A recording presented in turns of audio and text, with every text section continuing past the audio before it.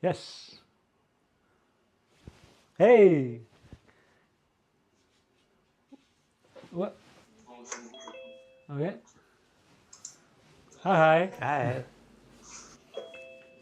Sophia, Valur, hello everyone. A lot of people. Welcome.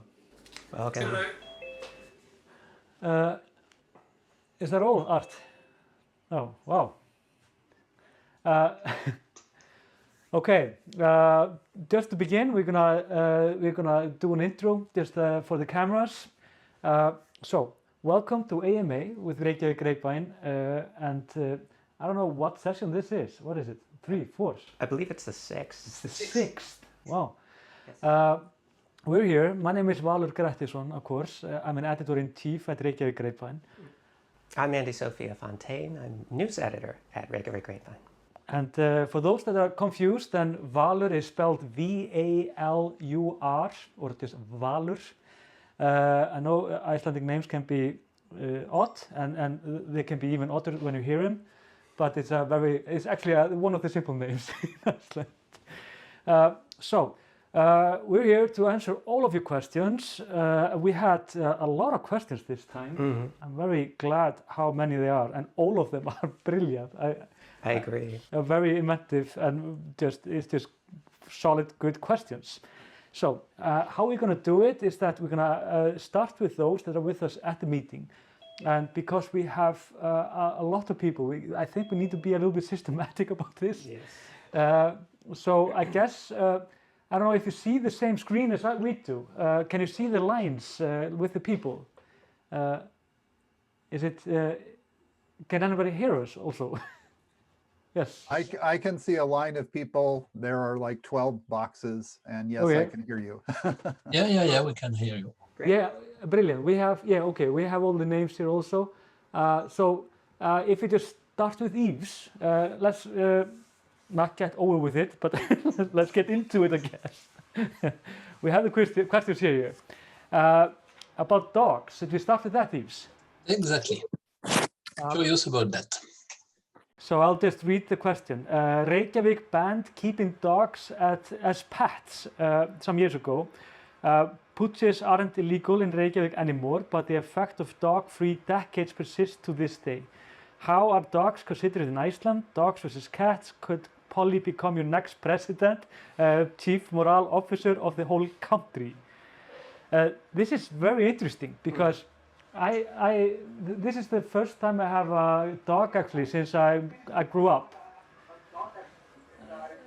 Yeah, could you watch out for the sound? Can I?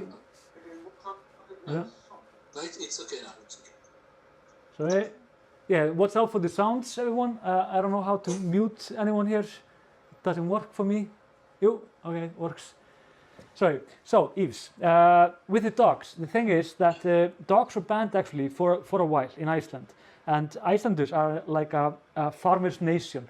And the funniest thing is that we didn't like dogs for the longest time. And we still have really weird fascist rules about dogs. For example, they can't be loose, they can't be without being on leash anywhere where there is a town. If there are like 2 or more, like in the towns, you can't have them without leash. But if you go, for example, to the highlands or outside of the towns, it's no problem. And we have very few areas in Iceland that, well, at least in Reykjavík, that we can take them and play with them. I break these rules all the time. I think they're just flat out silly. So I don't really care. And Polly is such a. I mean, the thing is with Polly also, you've perhaps seen this in my videos. She's not good in a leash. She's absolutely horrible. She's not happy with that. No. But the thing is, the moment I actually take it off her, then she's brilliant. She just walks with me, and she when I call for her, she always comes to me, and she's very, very much with me. So can she be a president? No, not yet. Because of the age limit.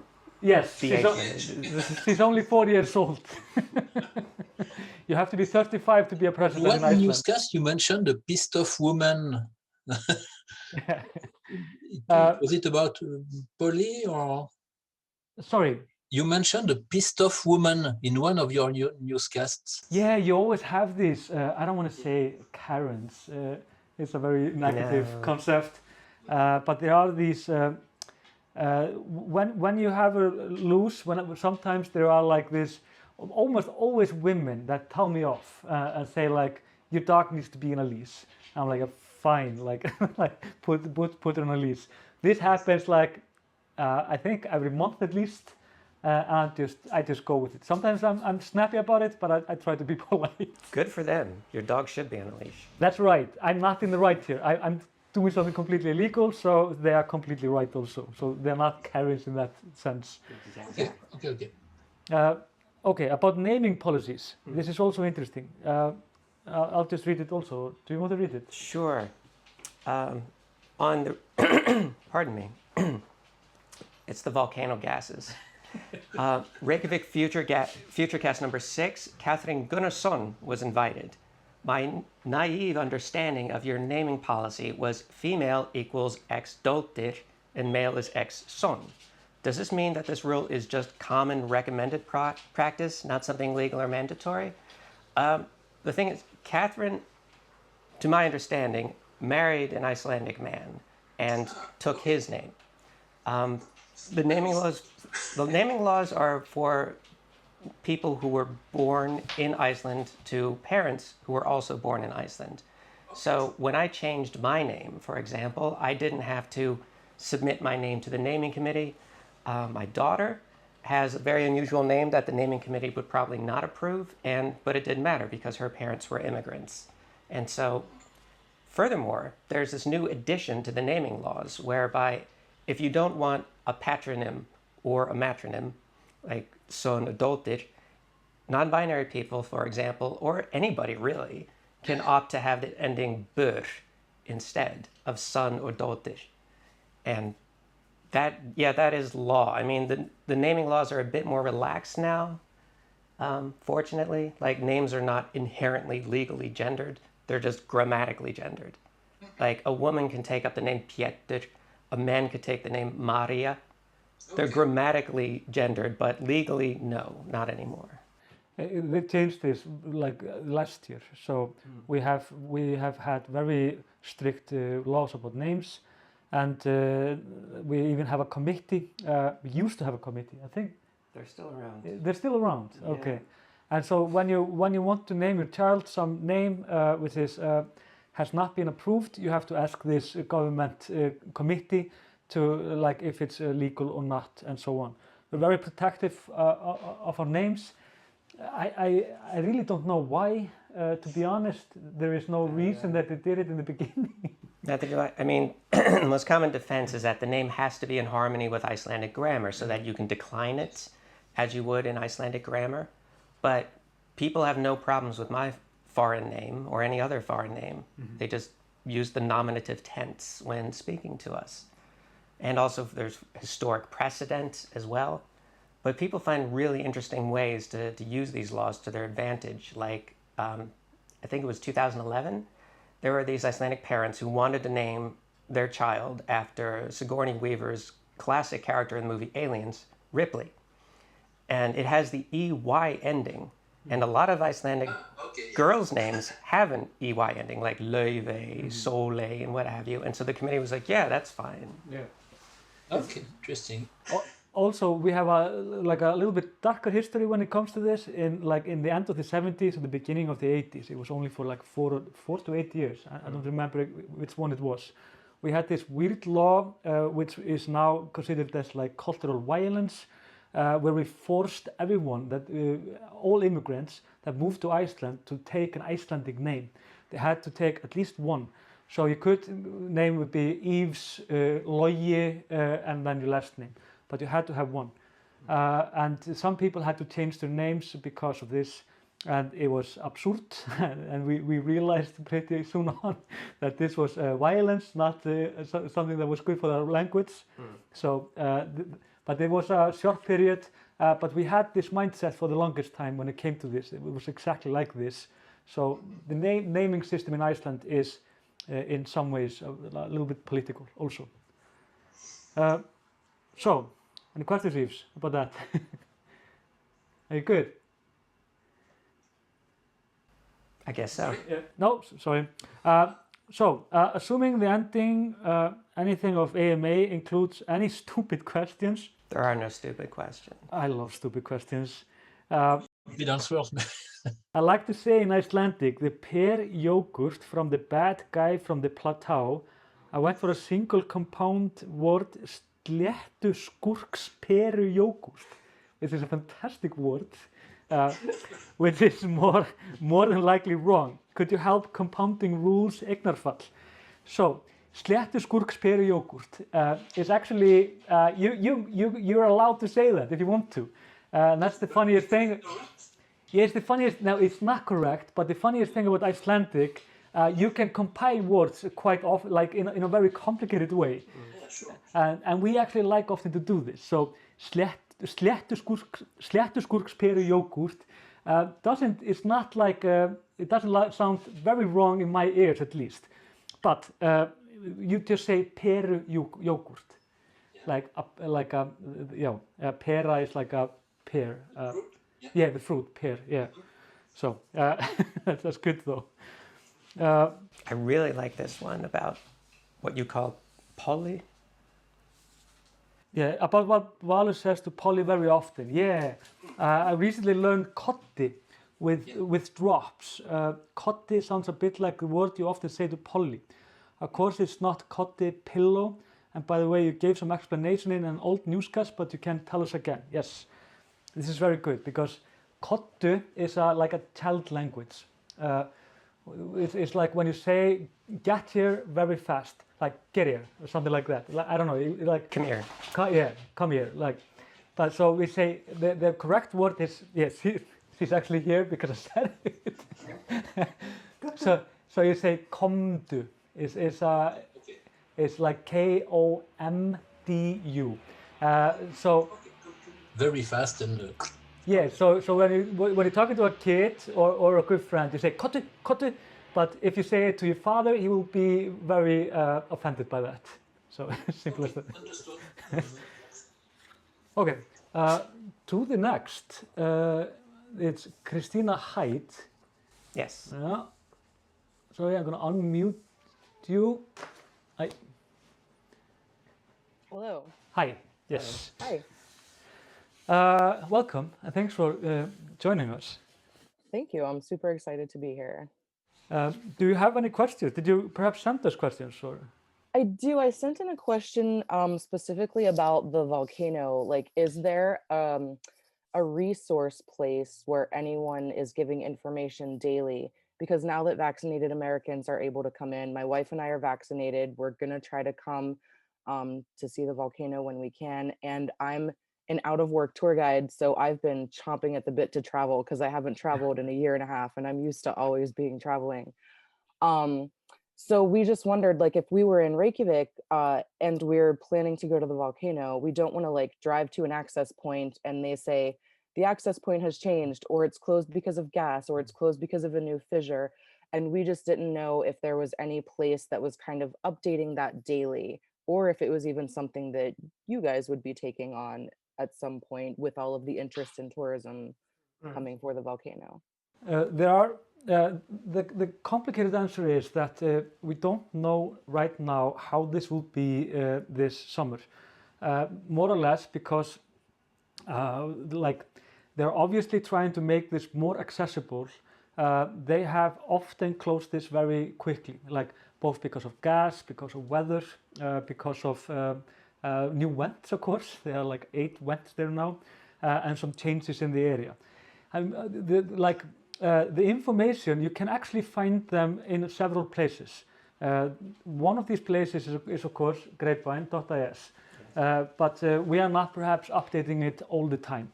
You can also, of course, go to the Facebook page for the police in the south of Iceland, but it's all in Icelandic, so it doesn't really help either.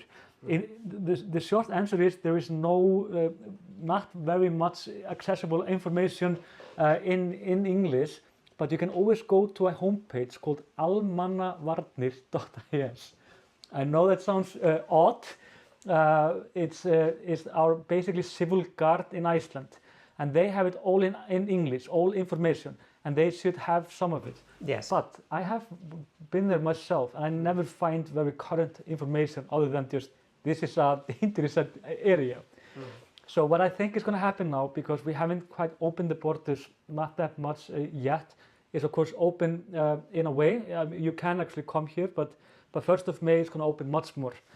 But the thing is that they will probably give out this information in English when that happens. Right now, I don't know where. I think it's... I've typically been checking Amadavatnit, as Vala pointed out. By the way, these links we can put in the post about this AMA later on.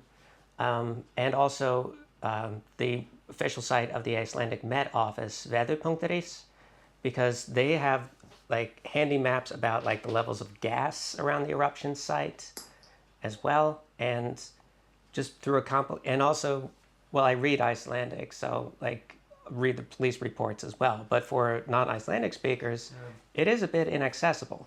So we're trying our best to be able to provide people with up-to-date information about accessibility to the eruption sites. But as Vala pointed out, it changes all the time. Like we had 3, 4, how many? There's like 8 fissures there right now. Yeah, it was like 4 in just 3 days or something, or 2 days. But the thing is that it has been quite stable past days, not the volcano, that have been batshit crazy, but the access to the area, meaning that the rescue teams, the search and rescue teams, as well as the police, they are there from 12 every day until like 12 o'clock, midnight. But they close the area at 11, and you can't hike up there after 9 o'clock. Do you understand? Like you can hike there before 9, and if you're in the area at 11 o'clock in the night, they will then they start telling people to hike back for several reasons. Because the search and rescue teams are not that many. It's a lot of work for them. A lot of people are perhaps twisting their ankles or just getting into little mishaps. There hasn't been any serious accidents there yet, meaning that they want to have as few people in the mountain over the night so they can literally just sleep. That's the practical element of it. But if you're gonna go there, you can of course go there, like outside that time, but then you're kind of on your own. And I wouldn't recommend that ever, except if you're like a very experienced hiker and have seen a volcano before, I guess. Yes. Are you satisfied? Are you cool with that? Yes, thank you. That's very helpful. Okay. Anything more, or are you good? Oh, the only other question I had, I've heard you guys talk about how you run on, you're an independent publication and you depend on tourist dollars. And since tourism isn't happening, you're pushing the High Five Club and everything, which I finally was able to buy into with my birthday money. So I was excited. But I was just curious how that works. It might be a really naive question just because I'm not like super in the know of like the finance world and business world and everything. So I'm just curious how tourists being in the country helps you guys stay more afloat than when they're not there. Advertising. Okay. Pretty much. Like most of our advertisers, knowing our readership are non-Icelandic speakers, they're geared towards people who don't speak Icelandic. And people who come to this country typically have money to burn. And so the advertisements are geared towards those people. And of course, people who are buying advertisements in our paper are doing a lot of our funding. So when you open up a print version of the paper, you see a lot of advertisements in here. There's also a lot of content. Because it's not being distributed a lot, so there's not as much Okay. Yeah, it's an advertising thing, pretty much. Yes, more or less. And also, of course, it's basically they use Google and Facebook and whatnot to put their ads in December and January for the summer. And when the tourists come here, then they want to get their attention again, of course, to like steer them to their restaurants and so on. So next on the list. Yeah, that would be Michael. Yeah, hello. I was going to ask whether Icelanders have different accents depending on which part of the country they come from. Yeah. If they do, can you demonstrate them? Yes, they have. Well, I think it's changing a little bit now, but the thing is, the most famous accent in Iceland is in Akureyri. And Akureyri is far away to the north of Iceland. Most people that visit Iceland stop by there. It's like the capital of the north, more or less. But the people there, they say like K with a very harsh way, much harsher than we do here in Reykjavík. So they would say, I say Akureyri, like, and the K when I pronounce it, it sounds like G, at least in Icelandic, like Akureyri. But they say Akureyri, Akureyri. Ég bý á Akureyri, og pulsu, á bautanum. And it's the same with the T and all of these, what would you call it in Consonants. Yeah, right. All of these letters, they pronounce them extremely hard, meaning that when they come to Reykjavík, we can spot them miles away. Same in the Westfjords.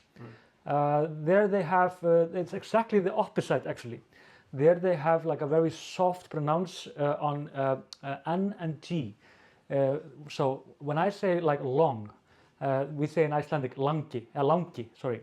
And you can hear it's like the L is just an L, but the A is like an A with an accent, and I say N and G like langi. But when people from the Westfjords are talking, they say langi, langi tangi. It's like, it's a little bit odd. I'm not even demonstrating that accent very well. I can't hear that very often. I think it's kind of dying out. I haven't met a person talking like this for ages. Me neither. But then we have one in Skagafjörður, also like a little bit close to the north. It's between the Westfjords and Akureyri. It's a huge area. It's like when you hear about the polar bear in Iceland, that's the area that it comes up to. So those people also have a different accent, and I have a good friend actually, and it's like a combination of like Akureyri, like k, this, and G. And I have to say, I do not trust myself to say exactly how that pronunciation is, but it's definitely interesting. Good, thank you very much. Very welcome. Okay, and then we are to Bryndís and Christopher. Hi. Hello, good morning. I have a question. Are you going to be watching and cheering on the Icelanders at the Oscars? Yeah, wow. I mean, what a streak we are having here. I mean, It's pretty incredible. yeah. It's what's his name? Gísli Darri, right? Mm-hmm. He's a filmmaker. Did the Yes People? His animated short, Yes People in English is fantastic. Já fólkið. Yeah, I love it. The thing is, I'm just flabbergasted actually that we had another nomination for the Oscars this year. I mean, we won last year, right? Was it the year before? I think it was the year before the Joker score. Yeah. Yeah, and then this year I believe there's just two, the Húsavík, the song from the Eurovision movie. Okay, Húsavík is my... Yeah, Húsavík is definitely my guilty pleasure song also. It's a beautiful song. It is. And it's always funny to hear like Húsavík singing like, they can never say that correctly, like Húsavík. But yeah, I mean, I'm just very proud of these people. I just have to say, from a country of 360,000 that we are having like regular Oscar nomination, that's pretty impressive in my mind. I intend to follow. I'm not normally. The best. Yeah. I'm not normally big on award shows, but I will be following this one specifically for this reason. Andy, of course, interviewed Gísli Darri in our last issue. It was a fantastic. He reenacted one scene actually on the photo. I love Gísli it. Darri, yeah. Yeah. So if you want to check it out, and then more. You good? Okay. Are you connected to them somehow, or why are you asking about this? We do an Oscar party every year, and I do a cocktail theme every year. And this year it's based on the Húsavík is my cocktail, so I'm excited to make it. But yeah, I don't love the Oscars at all, but we do an awards party every year for it. Regardless, we're doing a virtual one because Yeah. And we like to visit Iceland every year, so every autumn. So not lately, of course. so we're kind of we kind of get excited every time something, we follow the football team in the Euros and so Okay. Yeah, they're not doing good though, are they? no. Okay, thanks for that, Bryndís and Christopher. Thanks. So, sorry. Hello. I am supposed to be coming to Iceland on May 19th. I have my ticket already. I have my vaccination card and all of that. And Okay. I remembered from an earlier chat, someone likes Cheetos. Do you want me to bring some Cheetos? Cheez-Its. Cheez-Its. Cheez-Its. Yes. Okay, I can bring some Cheez-Its. I will write that down. We'll have to figure out how to get together. I'm staying at the Mossbaron Hotel near the Sun Voyager, and Okay. I'll be there. The usual hotel, I usually stay at Leif Erikson, but they didn't seem to have an opening at Really? that. So Everything was fully booked, or? either that or it just didn't. I don't know, maybe the distancing issues, they can't use all the rooms or something. Yeah. And I sometimes stay in Hafnarfjordur, and that hotel didn't have anything either. So this is a new hotel for me. I go 3 or 4 times a year, but I usually stay in the same hotels. So this is new. But I'll be there from the 20th to the 24th. Okay. I'll put this on my calendar. So yes, so I'm gonna write Cheez-Its, not Cheetos. You're in our neighborhood then. You can just walk over and stop by and look for a coffee. I do appreciate this because I actually talked this over with my wife. I'm vegan and I have permission to cheat my diet for Cheez-Its. It's permitted. So Okay, well, I will bring that. I do food requests and other requests quite frequently. Maybe I shouldn't tell you I buy DVDs for friends and bring them in. But yeah, I have friends here who like the Icelandic candies and licorice and other things that we can't get. we can hook you up. Yeah, exactly. Some people smuggle drugs. I do candy and DVD. It's a lot safer. It is. Well, not sure about the licorice though. That's not very good for your blood pressure. You have to drink kilos of it or eat kilos of licorice or something for it to harm your blood pressure. That is true. Any questions, Kurt? Or I'm looking forward to being back there, and as of right now, I have the whole Saga class cabin to myself. No one else is in the plane. is it Akureyri that is behind you on the screen? You mentioned that, so I pulled up one of my pictures. That's a good joke. Yes. So, but yeah, that's all I wanted to ask. So I will I'll bring the Cheez-Its, and I'll see you next month. Brilliant. Can't wait. So now it's Mark Richardson. Hey, first, man, the videos that you guys are doing of the drone footage in particular, oh my God, that is just beautiful video. Thank you. I just sat mesmerized. I felt like I was on a different planet. So, It is actually. yeah, it is. It is totally amazing work, and I hope you do more of that because it really is documenting something that may not last forever, right? Yeah, So that's true. Yeah. it's really cool.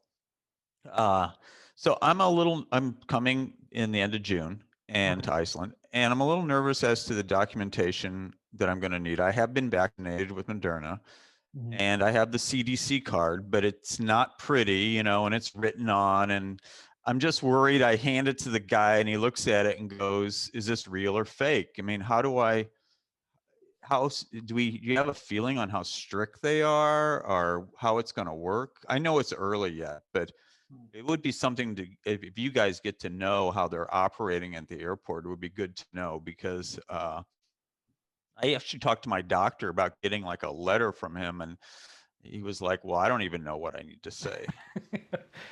In short, if your what do you call it, like health certificate or COVID certificate? Well, so a lot of us are getting these cards that look like they're photocopied, and it has this little CDC, which is a government thing. It looks like a card, and whoever's doing it just sort of writes on there the number of the lot number of the vaccination and where you got it and your name's on it. And if it's all handwritten, and that's what I got. And the police and the border control are they have not been I haven't at least it has not hit the news yet that anyone has tried to get into the country with like a false credential or whatever like that. But they know what this is. They have I think they will try to let you in the country rather than keep you out if they have the slightest what do you call it, like grunur, like slightest suspicion that it is like false. They will check on it, and they have many ways to do this, and they will find out if it's false or not when you're in their custody. So keep in mind, like to be honest, I don't think this will be a problem because if it's like a Polly is very. The dog wants to go out. Yeah, the dog wants to go out. But the thing is that I mean, they see a lot of these, and they know how they look like. There is some guidelines when it comes to the nations and so on. So I think you should be fine if it's completely legal and you got it. Oh, that helps. I just like had no idea how strict they were going to be, and I read their site, and I seem to have all the data they need. It's just okay. A weird little card, it's not anything, it's not signed by any doctor, it's not official looking in that sense. So somebody else was going, oh, Kurt, do you have something more? No, I have the same card that you did, and I have my passport, and this is yeah, that's it right there. And but it does have both the dates of the vaccination on it. Yeah. It has the location of the vaccination on the other side. It is pre-printed. And just I've just sort of tucked it in my passport, and I'll hand both of them over at the same time. Okay. Well, you'll be a good test case then. I don't know if you've been to Iceland before, Mark, but if you go through when you hand the passport, they're friendly, they're chatty, they're not as they say, they're not looking for reasons to keep you out because they want your money. Okay. Well, and also there have always been like a common sense policy, it's like they can spot it pretty quickly if there is something, if it's wrong or not. So, but just be honorable about it. I think I'm used to U.S. customs that are just not very happy people. They're nothing like the U.S. customs people, nothing at all. Okay, and then to John Ames. Hello, John. Hi there. Yeah, I got a question. It's a bit of a boring one, but I'm planning to come at the weekend, arrive on Sunday, and I have no idea how the whole quarantine thing works. And there's all this talk of the quarantine hotel, and we've sent you at the Foss Hotel and all that kind of stuff. Yeah. But how do I get there? Do I sign up? Is there, when I filled in the paperwork, there was nothing to check to say, take me to the quarantine hotel. And it is quite complicated. Yes, I understand.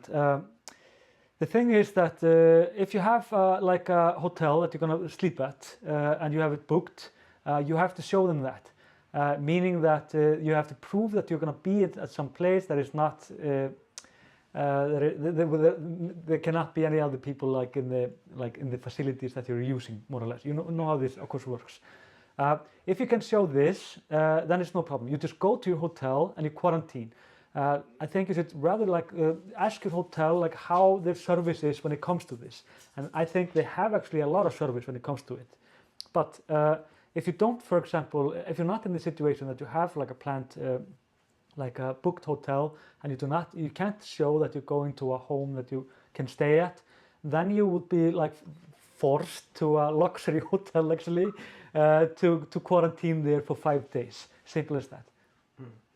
But that's the thing. So do I I thought, well, rather than book something, I'll go to the forced confinement.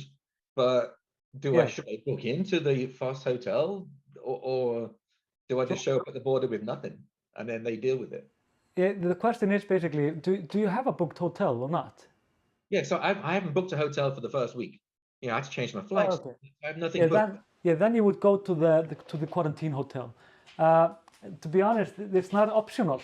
You have to do it. So I'm not sure if you have to book or anything. I mean, you just have to go to that hotel. Yeah. So will they be waiting for me to take me, or should I, find my way there? And I'm just wondering. Yeah, how to get there? You can take a flight bus actually. They have a flight bus that you can take to the hotel. So transportation is not an issue.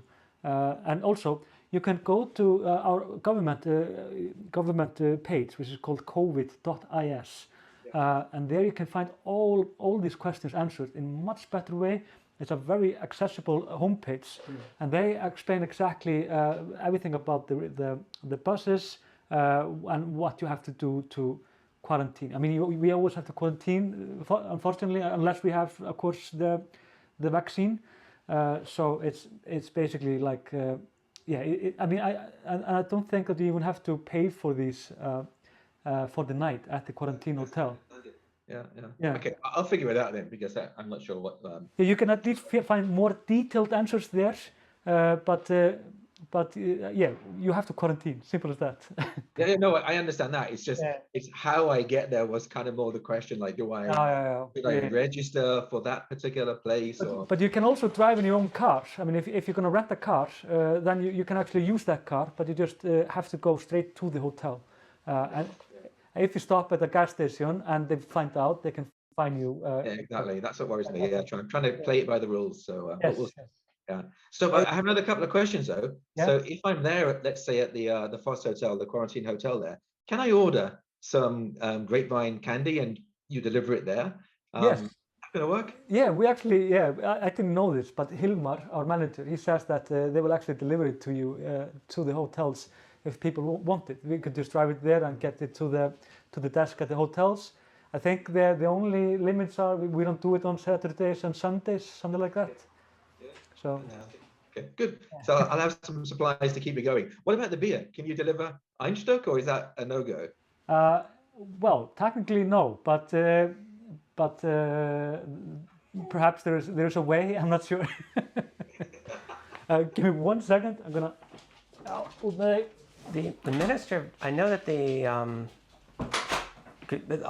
reason why this is complicated is because of Iceland's alcohol laws. Yeah. Like you could order, and this is really strange, is that you could order beer online from abroad, but not in the country. You could not order domestic beer, but that was recently changed, at least for like smaller breweries. Yeah. You can now order it. And for example, we can't, we are not allowed as a media to advertise alcohol either. And that's why you can always find for every brewery one what do you call it? Like a near beer. Yeah, like one beer with no alcohol, more or less. Yeah. So they say like they are not, of course, advertising that beer, but the one that we are allowed to advertise. So yeah, we have a very toxic relationship with alcohol, and always had. Love-hate relationship with alcohol. Any more questions? No, that's it. Thanks. Okay, brilliant. Then we're down to Philip O'Reilly. Anya, sorry. Yes. Very sorry. Hi, Anya. Sorry. Hi. Hi, I'm from Germany, and I wonder about all of you with your travel plans coming to Iceland. So that makes me a little jealous. I wonder about the new eruption site and just a problem of pollution, because there are so many people there. And I've been to Iceland in 2009 and 2016. And I saw that it's changed very much. The infrastructure for all the tourists. And with this new eruption site, so many thousands of people go there. So it's a just simple human question. What about the feces? They travel there for hours and there's no toilet infrastructure, but I think that could cause a problem. Yeah, right. Perhaps so, yeah. I haven't thought about that. I hadn't thought about it either. But maybe they should. Maybe Civic Protection should be advising people to take care of their business before they go on the hike, because it's a long way to walk out. Yeah, but if you stay there all the day, then... Yeah, a few practical things about that. Where exactly would you put a toilet next to an active volcano? Yeah. I mean, this is not really like a practical or thing or something that you can do. The area changes so quickly, you never know. I mean, well, we have the active volcano, but that's not actually my real concerns here. It's the weather.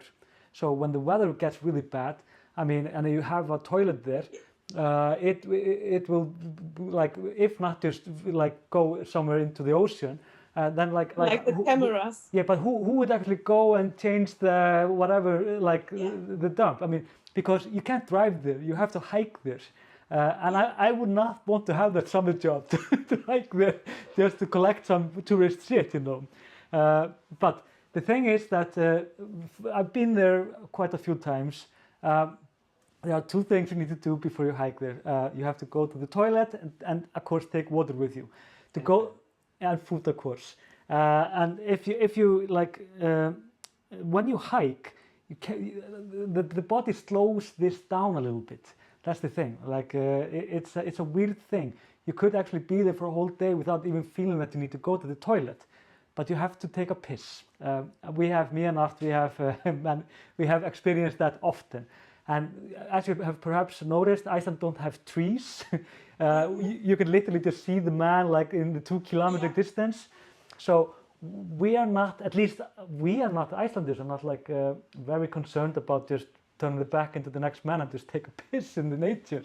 But this could of course be a easy problem when more tourists are there actually. And this will definitely be a problem. So I think that they will have a toilet on its way, but you can't have it in the mountains. That's very complicated, and I think it's not very doable. But I can attest that it's not been a problem yet. And the reason why I know is because some years ago, there was a small like epidemic of tourists answering the call to nature in public. Yeah. And this would actually get in the news. Like people would make news stories about like biker poops by side of the road and was caught. And so believe me, if people were actually doing this and being caught doing it, it would be in the news and we'd know about it. We had a whole section of our website called Poop News because of how endemic this was for a little while. But it's not been a problem yet, fortunately. So I don't know, either people are being very discreet or they're taking care of their business before they head to the site. Yeah. But of course, like everything just slows a little bit down when hiking and just testing your body a little bit, and it will be tested a little bit on the way. About the gas, though, this is actually a good question because people are very stressed about the gas. Icelanders also. The thing is, we have 3 kinds of gas going on there, and what perhaps matters the most here is the CO2. That's the one that can kill you. And this gas actually has before killed Icelanders. Most often not close to these mountains or something like that. It's often in a very like hidden places, and it can be it's a very nasty thing. It's like if you even like need to tie your shoe and you take your hat down and bow your head, and if your face go into the gas, you will pass out in just a matter of seconds. And if you go into these gas areas, nobody can even go in and save you because if the one will go into the area, he will also pass out. So this is like a very serious threat. But what happens is because gas is of course a little bit heavier than the atmosphere, it goes quickly down. But the power from the volcano means that it goes into the lava in quite a distance. So if you're around the volcano, this gas isn't that much there, if any.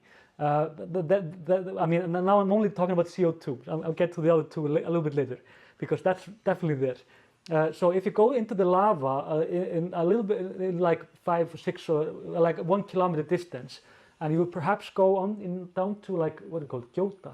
A depression. Yeah, depression, really. Gjóta. Yeah. Yeah, like into the rocks. Yeah. Where there's a depression in the earth. Yeah, exactly. If you go down, you can easily get into this gas, but it will be in quite a distance, meaning that you always have to be on the, be high, first of all, and you have to be around on the paths.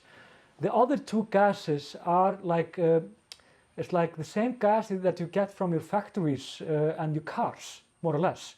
It's the same pollution. So if you are like in the gas, when you get the gas in your face, if you're not with wind in your back, it means that you get a little bit like you get like burn in the eyes and also in your throat.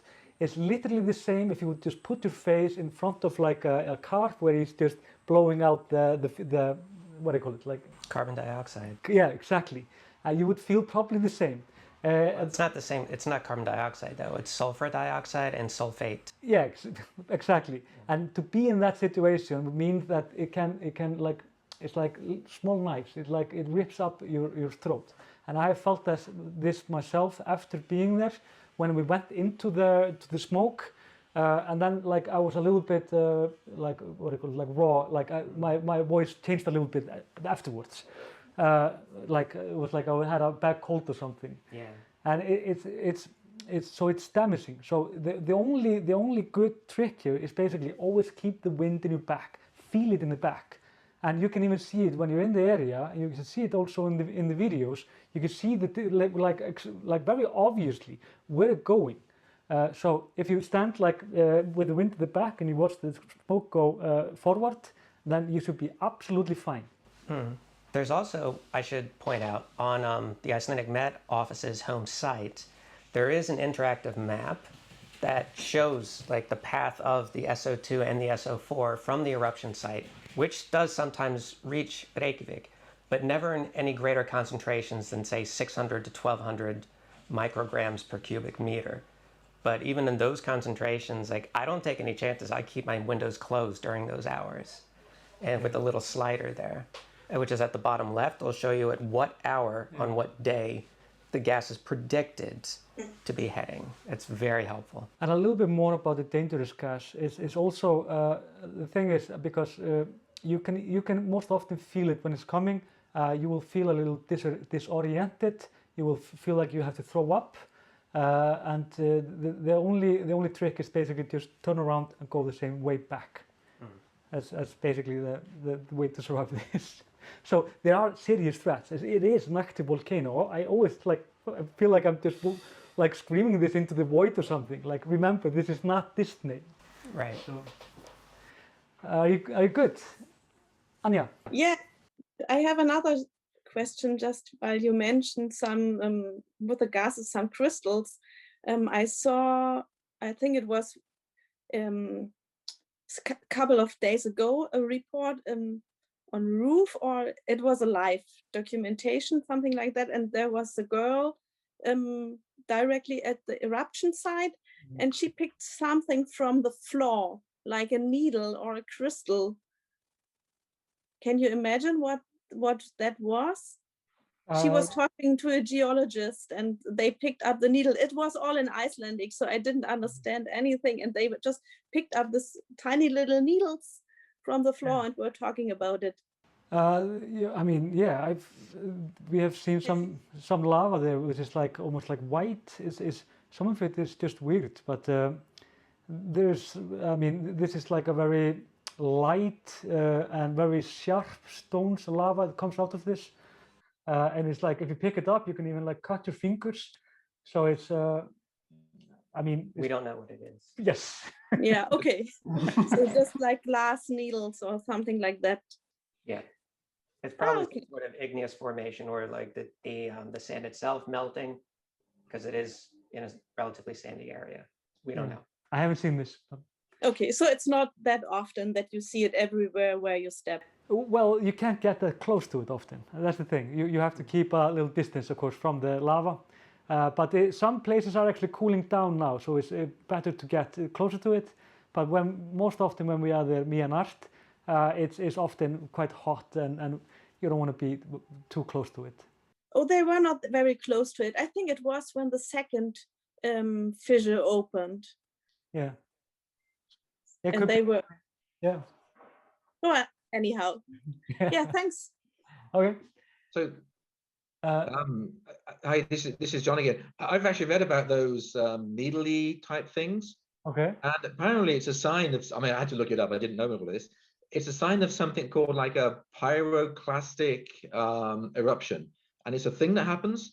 And then these things go, it's extremely fast, like 100 kilometers an hour. These things go jetting out, and then that leaves these crystal things. It talked about if you stretch toffee, you get these little strands, and you get them here and there. And I've read about it, and then I saw that article on RUV where the lady was there and she picked this thing up, and I thought, wow, that's that thing I'd read about. So pyroclastic something or other. Don't know. Okay, wow. Okay, Don't know. Really, thanks. I don't really know. good. It's Yeah. worth looking up. That's a good. I will good check it info. up. Nice. And I had a question for you, Viola. The gas mask, does that help very much? For everything except the CO2, nothing matters there. Yeah. So you have to. Do you use it a lot, or is it just in case kind of thing? Yes, when we go into the smoke. Sometimes when we're hiking around, we have to go into the smoke, but then you use it. But like I said, it's the CO2, the truly dangerous one, because it's like nothing really works on that. But also just to point out, like if you actually have like problems with breathing, or if anyone like have any like underlying diseases, this gas can be very, very bad for you. So, but if you don't have, if you're healthy like I am, then you should be fine to get exposed for it for like seconds, minutes, but try not to be in it. Okay, thanks. Who's next? Art, are you? Philip. With the beard, that's him. Yes, Philip, there you are. Wasn't dying. Later to make that kind there. Yes, similarities. Anyway, so I don't really have any specific questions. I just have been watching the newscast the last few weeks, and I've been to Iceland twice, and I plan on coming back for an extended period of time. Okay. Just wanted to say that I've been really enjoying the newscasts. They're amazing. I've been showing nearly everyone and being like, this is the way news should be told. Thank Instead you. of all the scary stuff. I was like, it's gonna go off, it's gonna explode. It's just like, Yeah, no, yeah. no, it's fine, just be safe. Yeah, right. That's really it. I've just been trying to absorb as much Icelandic stuff the last year, I suppose. So just once I saw this was happening, just thought I'd hop on and say hello. I guess that's really it. Fantastic. I mean, but it's a good point also. It's like, I mean, we like, I can often see how stressful people are when it comes to the comments in the videos. They feel like I'm in imminent danger or something like that. But that's completely, that's absolutely like far out, like not the situation, because this is, I wouldn't say safe, but it's not life-threatening if you not know what you're doing, more or less. It's fire coming out of the earth, but it's not that scary. It's Yeah, not I as mean, bad as it sounds. Yeah, it's just a simple rule. Like you have to kind of respect what you're seeing. That's why we weren't very fond of like people cooking on the on the lava, because it's just a little bit dangerous and so on. You need to have your wit with you and be respectful for the area and for the powers that are going on there. So there is, it's like about like fear and like the action of it. I don't know. I wouldn't even be able to have it more action packed because I'm just way too easygoing. even the non-volcano related reports I've been watching for about 3 weeks, 4 weeks now. It's just seems to be just telling the truth as opposed to an angle or anything, which I think is just the best way forward. Yeah. Telling. So yeah, that's. Just tell them here are the facts and here are the dangers, and I mean, if you want to do it, just be aware of it. I mean, you're all grown-up individuals. I mean, I guess. So, who's next then? Do we have any more? I guess I would leave Anne. Anne. Hi there. Hello. Much like Philip, I'm in the same boat. I'm really just here to have a nosy at everybody else's questions. Okay. But yeah, so and I'd also like to echo his sentiment about the way you present news, and I've absolutely loved all the volcano coverage. It's been fantastic. Whenever it pops up on YouTube, there's a new one. I'm like, oh, goody. Get some more of that fantastic volcano goodness. So if that's very much better, that's just very much appreciated. Brilliant, thank you. Should we go a little bit into the questions? Do we have anyone left, Auntie? Yeah, well, we got this. There's this really fun question about someone got some Icelandic Easter eggs, Now, Icelandic, they're typically like big chocolate eggs that are filled with candy. But another fun part about it is that it'll come with a little, not a fortune so much as like an old Icelandic saying that's in them, like some words of pearls of wisdom, like from Hálfamál or something like that. And Bill has asked us to translate 3 of these sayings that he got in Icelandic Easter eggs. And they are the following. My accent is so thick, you would not be able to understand me. So I'm going to leave this to Valur. So I actually have an issue with some of these sayings. In this, we have this Easter egg tradition. You have a chocolate egg with these sayings or idioms inside of it. And like when I was growing up, they were quite like old and like always the same in a way. Yeah. But they are now trying to get more relevant and more inventive about it. And to say like I haven't heard any of this before. These are not very. That doesn't mean that they're not there. It just means that these are not very popular ones, and I've never heard this used ever in Icelandic language. So the first one, and that's a good one though. Það til lítils að hlaupa ef stefnt í skakka átt. And the English, I think that is the correct translation. What do you say? There is no point in running if you're heading the wrong direction. I mean, yes, that is the correct translation of that. Goes kind of without saying what it means. Of course, it's like just take a minute and think about where you're heading. The middle one is quite. I don't know what to feel about that one. Viljum hesti vilja flestir ríða. Everybody wants to ride a willing horse. It's a weird one, right? Yeah, what is that supposed to mean? I think it means that most people want to take the easy ride or something like that. Does that make sense? But why would you want to ride a horse that doesn't want to be ridden? What kind of monster would? That's the weaker in you talking. So no, it's just basic. Get consent. Yeah. Get consent from the horse. And also, like, if you would say this, actually, let's just say that you would say this to a woman, she would probably slap you around, like, because ride is also...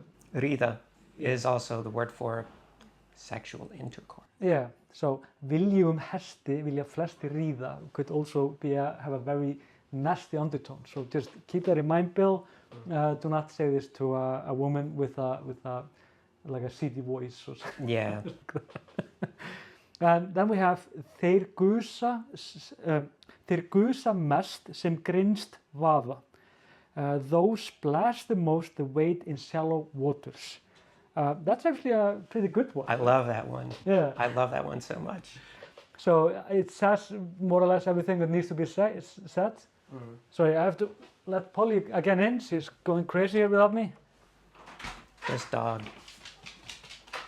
She's such a sweetheart. You can't leave her alone for a minute. Yeah. So that's the idioms. They are odd but fun. It was fun for us to see them at least. I think so. I think so, definitely. And then there's this question. The others were pretty much answered, but there's this one question of. I want to address this one. I have a silly question about fried eggs, says Carol from Massachusetts, where it is snowing right now, she emphasizes. When I first visited Iceland around 99-2000, everything I ordered in every Reykjavík restaurant came with a runny fried egg on top of it. I could swear I even had a pizza with nearly raw egg on it, but maybe that's the brennivín talking. I assumed that this was a very traditional Icelandic thing, but when I started visiting Iceland again around 2010, there wasn't a fried egg to be seen anywhere. Was this a weird food fad back at the turn of the millennium? What happened to the eggs? It's a great question. It's a fantastic question. I remember, the thing is, what year was this? Like in 99-2000. Yeah, right, it was in my 20s. I kind of remember this having eggs on pizza. And hamburgers. Yeah, exactly. Just to be clear about this, Icelandic food tradition wasn't much more than just fast food for the longest time. This changed very quickly when the tourist boom became to Iceland in 2011, meaning that I mean, we kind of just had KFC and just weird pizzas until then, or Icelandic traditional food with a lot of salt on it. So yeah, this thankfully I think disappeared, right? Have you ever seen this? Or? I have seen this, but there is an explanation. Yeah, really? There is, because I moved to Iceland in 1999, and my very first job was working at a restaurant that had some fine dining, but mostly it was geared towards, it's Fjörukraun, it's the Viking restaurant in Hafnarfjörður. And most Icelandic chefs they get their chef certification in Europe, mainland Europe, usually Denmark. And whatever is the fad at the time there, they bring back over here, and they'll do it here. Like for a while, fine dining restaurants, they made everything in stacks. I don't know if anyone remembers this, when like every fine dining place you went to, they made a tower of food that you then feel bad about knocking over and having to cut up. So this was probably like a big thing in Denmark at the time, just to put fried eggs on everything. It sounds like a Danish thing to me anyway. Yeah. And then it was happening here for a while. So whatever is like the food fad in Denmark, you can guarantee that newly certified chefs in Iceland are going to start doing it in Iceland for like a solid year and before dropping it again. But the food culture thing is very interesting too, because I remember reading this article from an anthropologist who addressed the very thing that Valid was talking about, like why there is not much of like Icelandic cuisine, as it were. And her explanation was because of monasteries. The lack of monasteries in Iceland had led to the fact that there wasn't that much Icelandic cuisine, because monasteries, of course, the Capuchin monks created the cappuccino. A lot of the cooking traditions of Italy and France came out of monasteries as well, but they didn't really do like large-scale monasteries in this country, and so we kind of missed out on that. And then, of course, we were relying on whatever the Danes were sending us in a yearly ship. The rotten food. Yeah, every year. Screw you. It just had to get imaginative. And so I don't know. But now like things are a lot more connected. And you'll see people like one thing that I think is really big in Iceland right now is everything is smosh. Smosh? Smash burgers. Yeah, right. That's super hot right now. Yeah. But I guarantee you next year there'll be like 2 places doing this. Yes, hopefully, right? Yes. I don't know, but we have excellent restaurants now, and thanks to tourism and just the whole Oh yeah, absolutely. There's people trying all kinds of new things, and also thanks to immigration. Yeah, right. As well, like one really charming thing is that there is a family of asylum seekers who received asylum in Akureyri, and they opened a Kurdish restaurant up there. Exactly. Which I think is amazing. We need more international variety here, and so that's most welcome. Should we end this? Perhaps any questions about this? Just raise your hand, I think. No? Everybody good? We have done the last question here. Perhaps, like, first of all, thank you for the coverage. Your Abandoned Iceland series inspired a fabulous trip in June last year. I have so many questions. Maybe my first question will be answered by the authorities in the next day or so. My question is for Andy. How long have you lived in Iceland, and could you ever think about living anywhere else now? Also, what is it that keeps you there? Thanks in that way. That's an excellent question. Why are you here? Still? Why am I here? I moved to Iceland in 1999, September 29th, 1999 to be exact. I came here initially on vacation because I had read a book about Ásatrú, which was the pre-Christian faith of the Nordic peoples. And I'm a practicing pagan and thought that it would be interesting to go to this country and check things out. I made some friends, and I'm from Baltimore originally, and I wasn't really doing much with my life in Baltimore. And so I just decided, why not try living in Iceland? The big attraction for me was the social healthcare system. As in the United States, from the time I turned 18 and moved out of the house until I moved to Iceland, I never went to the doctor or the dentist because I never had a job that provided health coverage at that time. So that was a big draw for me. But In terms of what was the rest of the question? Why did you stay here? Why did I stay here?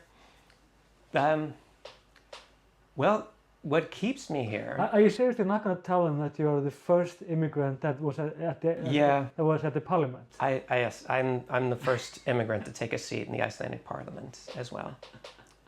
That was a while ago. I had a different name. Thank you. I had a different name. This is before I came out.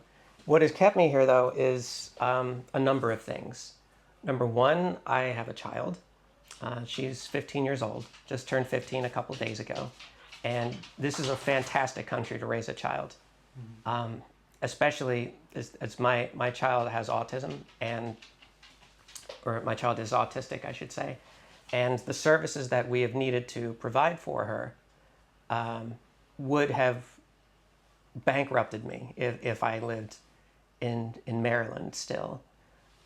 It's also a really good country to be trans, especially in comparison to the United States. Again, I don't mean to make it sound like I hate the United States or something. I'm speaking personally. And what has kept me here, despite the fact that I hate the cold, I hate the ocean, I hate the wind, is... Who doesn't hate the cold here? Oh, it's windy. Yeah. Tolerable wind. Is the fact that there is it's a great place to raise a child. It's a great place to be a trans person, and it's a very safe country as well. Like being from Baltimore, especially, I ran into somebody on the street who I recognized as a Baltimorean, and we started talking. And she was like, "Why did you move here?" This in really incredulous tone. And I asked her, "How long have you been in this country so far?" And she said, 5 days. And I said, "Have you been robbed at gunpoint yet?" And she said, "No." And I said, "Yeah, neither have I." That was the big draw for here. I once interviewed Andy for a podcast that I have for Icelandic audience. Yeah. And I actually did the math. When she was actually growing up in Baltimore, the murder rate in Baltimore was one of the highest in the whole of the U.S. We're number one. Yeah, right. And so I basically said, okay, how many are there that in Iceland every month that would be killed if it would be the same murder rate? And it was almost 200 people every month in Iceland. So imagine, we would basically kill each other in 10 years or something. Wipe each other out. Yeah. It's safe, it's secure, it's a good place to be queer, it's a good place to raise a child. And that's pretty much the long and short of it for me. And it's a very rich, vibrant country. People are generally tolerant. Of course, I've run into racists and I've run into transphobes and queerphobes, but I've not feared for my physical safety as a result of this. And all the services that I needed for my child and for myself have been provided to me at little to no cost. That's primarily what keeps me here. So I have to apologize, I kind of lied. There is one more question from Tammy Forthofer. She sent us this question, which is like this. Hi, quick question for Friday's AMAS session. I'm traveling to Iceland from the US in mid-May, and I've read that I will need to be tested at the airport in addition to showing my vaccination card. I'm assuming that means that I have to quarantine until I get the results. Do you know more details about that, and how long does it usually take to get the test result back? I'm trying to plan trips deeper into the country and struggling to know when I could be there, where. Yeah. So it's a simple answer actually. Because we had a scare with this British strain earlier in end of March. So we had a volcano and the fourth wave. So they decided that until 1st of May, everybody that has a vaccination or the vaccination basically, they have to do one test and wait for the result. Waiting for the result can be just a matter of hours, I guess. It can be done very quickly, but not always. There could be up to 1 day or something like that, but not much more than that. So the good news is that 1st of May they will revise these rules, meaning that you will be perhaps stuck in Reykjavík for the first day, but hopefully you will be on your way on the second day. because the reason we do this is because there was a person that came to the country for work. She had been vaccinated, but she caught the virus again. So, and she what do you call it, transmitted it to like 5 or 6 other people. So it was weird, possibly just a unique thing, but it was the first time it happened to us. So we did not take this lightly. So hope this answers all of your questions. If not, then just join us the next time or send us an email. We will of course answer them if you have any questions. And if we have time, or if you know the answers, like all of these answers when it comes to COVID is of course at covid.is. You can read it in Arabic, Polish, English, Icelandic, and whatever. So I think it's in 11 languages. So that should not be a problem. When it comes to the volcano, I know a lot of you are coming. Just remember to quarantine, do not mess around with that.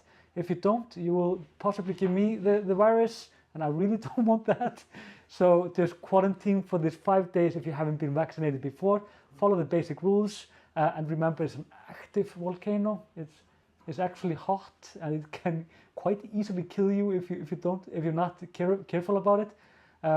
You can of course watch our videos. We're actually going to make a guide how to do this, because there are tips and tricks, and this is harder hike than you think, and also the hike is more or less the headache for the police, the search and rescue team, because no one has actually gotten injured by the volcano except one teenage girl that got into we think she was poisoned by this gas, but we're not quite sure about that.